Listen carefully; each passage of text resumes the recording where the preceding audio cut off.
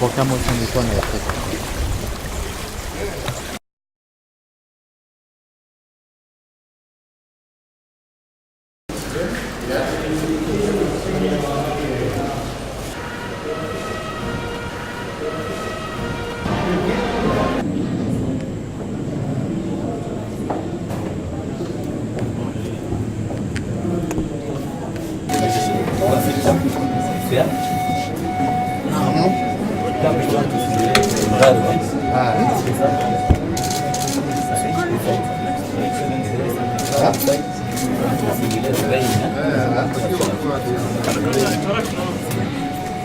Now it's raining.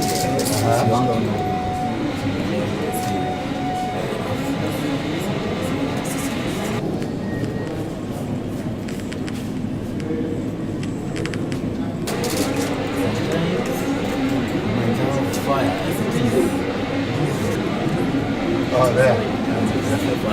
And even from this other end, you can also see the fish. From there, there's a film room. You can see the big screen. Right over there? Yeah. So here, this is training people how to manage the ship.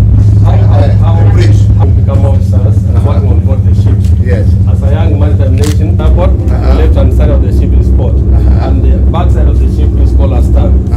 So like now, I will tell you to move 5 degrees to starboard because I want the vessel to go to the channel. Okay. So I will just simply turn it 5 degrees. to the right-hand side, starboard side. Yes.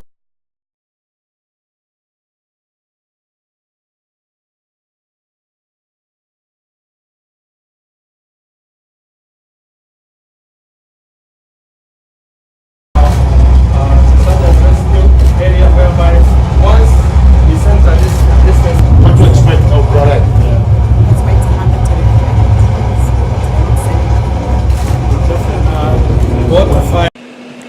To boost the fishing industry, we have provided additional resources and approved an attractive set of incentives, and these measures will support the development of designated fishing ports at the coasts, facilitate landing of fish by deep-sea fishing vessels, and finance aquaculture technology and innovation transfer.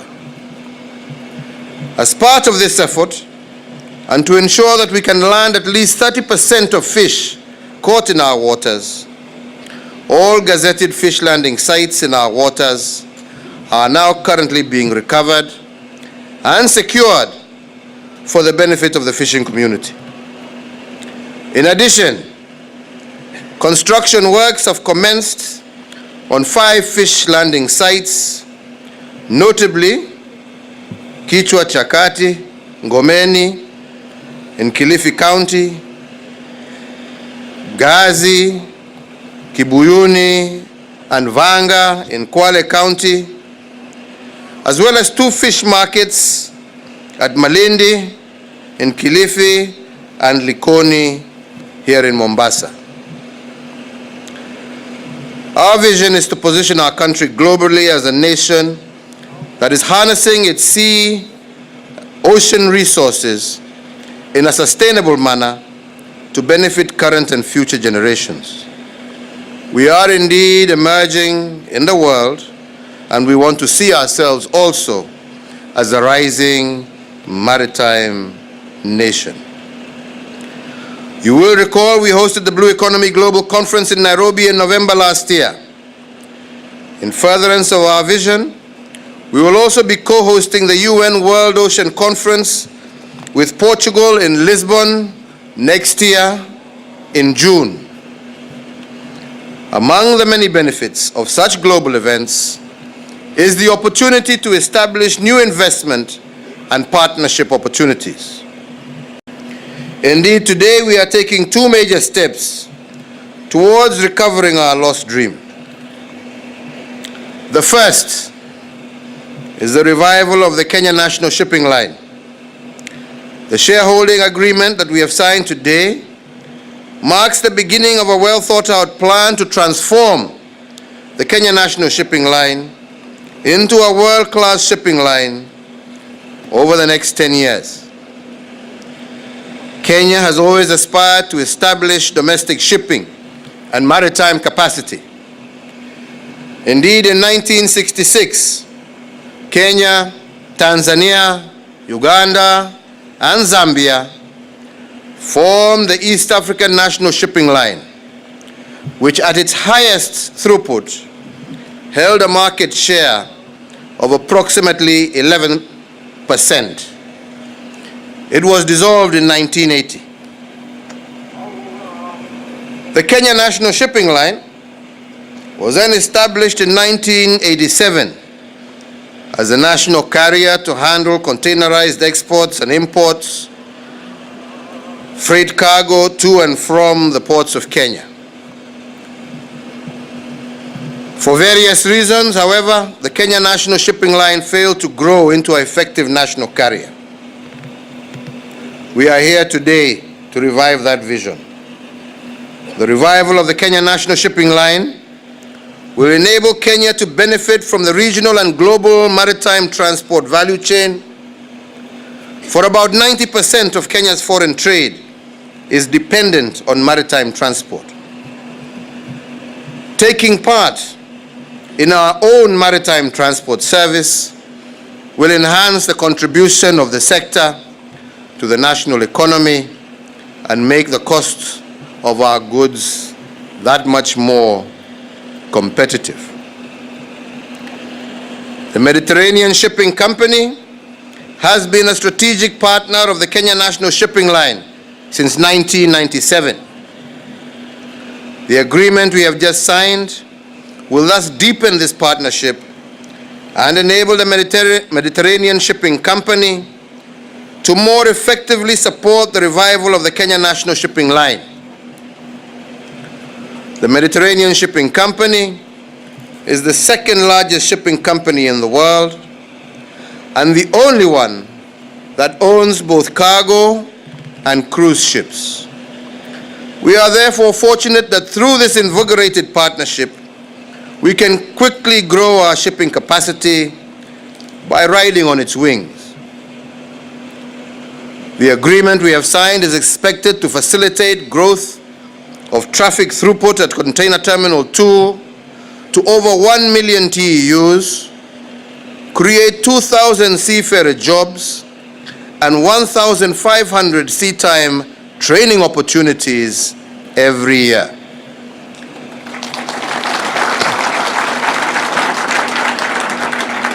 The bulk of these seafarer jobs will be generated through cruise shipping. While there are huge opportunities for Kenyans to serve in foreign ships, they have lacked opportunities to get sea time, a prerequisite for serving on ships. The Mediterranean Shipping Company has committed to create training opportunities for our youth and to provide about 3,000 jobs per year, as well as 1,500 sea time slots for our Kenyan youth. The seafarers we are flagging off are the second lot under that commitment. It is also important to note that because of the partnership with the Mediterranean Shipping Company, the Kenya National Shipping Line will gain access to more than 500 ports across the world.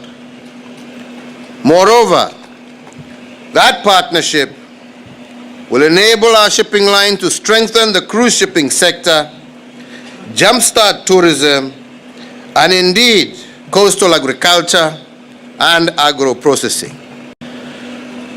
The second step that we are taking today is the commissioning of the Bandari Maritime Academy. The Academy has been identified for accelerated development into a center of excellence in maritime training, research, and skill development in the blue economy. The Academy is expected to become a top supplier of world-class seafarers for shipping lines all over the world. To enhance skills and ensure they meet the highest possible standards, the Bandari Maritime Academy will partner with the Kenya Utalii College, the Kisumu Maritime Center, and establish twinning arrangements with the Mediterranean Shipping Company Training Academy in Naples, Italy. I am confident that the enhanced training will bring out the best in our talented young people. Indeed, as we were informed earlier by the General, the 16 seafarers we flagged off last November have become a source of pride for Kenya. Hongera Elizabeth na wenzako, pongezi sana. We as Kenya are all very proud of you. Today again we flag off 62 seafarers out of the 119 that have been recruited by the Mediterranean Shipping Company, and I am pleased to note that 40 of them have already been assigned a ship by the Mediterranean Shipping Company. For the seafarers we are flagging off today, I urge you to emulate the first cohort. You are Kenya's ambassadors in the sea, and we need you to help re-establish the reputation of Kenyan seafarers as professional, trustworthy, and hardworking. Such a reputation will attract even more companies to recruit from Kenya.